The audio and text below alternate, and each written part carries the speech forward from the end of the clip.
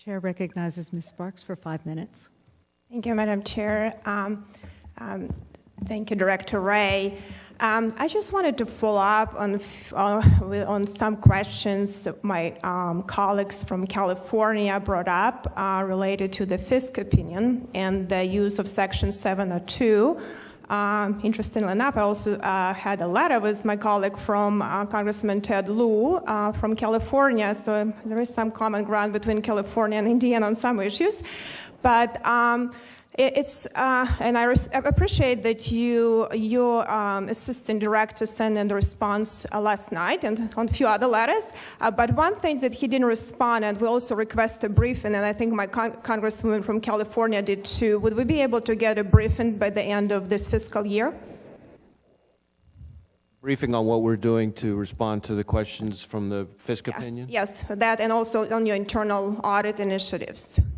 Sure, we were happy to provide a briefing, okay. Certainly before Thank you so much. Because as you know, the Foreign Intelligence Surveillance Act 1978 was legislated by Congress to really address unlawful executive branch surveillance of U.S. citizens. And 2008 law created some loopholes, which given exemptions for surveillance of non-U.S. citizens on foreign soil. And as you know, it's been a decade. Application was very rough. In 2018, when Congress renewed this legislation, they explicitly required documented all of the instances when it was violated. And as you know, the court also, the Fisk also in a report in FISA court in the 2018 opinion found that the FBI procedure were in violation of the Fourth Amendment and due process, and you instill in all these new procedures and everything else. And in 2020 report, pretty much the court had still significant concerns with FBI implementations. Violations were more pervasive than previously believed, that FBI never applied to the Fisk for an order, lack of written justification for bulk queries is particularly concerning, technical violation unaddressed for nearly a year, default rules architectures. There are a lot of different concerns, but in their opinion, court pretty much said we are concerned about the apparent widespread violation, but we don't have an evidence due to the pandemic. We couldn't do this really audits. So due to the absence of evidence to the contrary, court is willing to certify this process. Do you know, I used to be a Big Four auditor.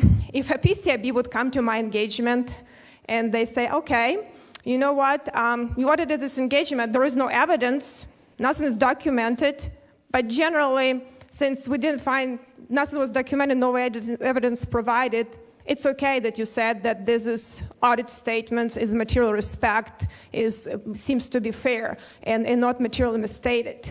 I know that you mentioned that one of your internal audit partners is Big Four auditor, and I'm sure he would tell you I would be fired if PCOB would come to, to my audit and inspect my audit, because ultimately whatever not documented is not done. So do you believe that federal agency should be also held at the same standard as we hold private entities?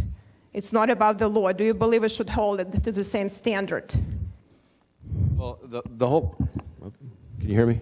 Yeah. The whole question about how auditing should be done is, of course, as you alluded to, a dense one. The internal auditor that we hired, the Big Four. But I'm talking like external, because it's internal audit, and I have to disagree in your statement when you said to Congressman Issa, what is audit done for?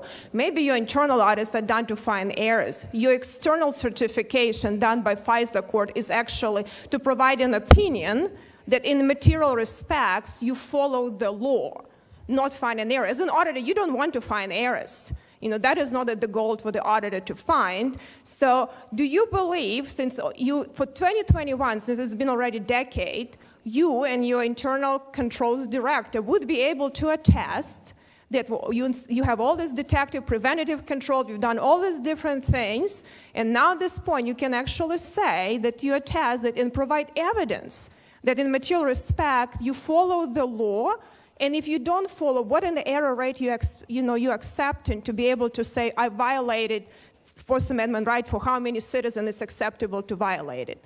Would you be able to attest it for your 2021 with all of the new procedures and provide for FISA court when they do new report, this evidence?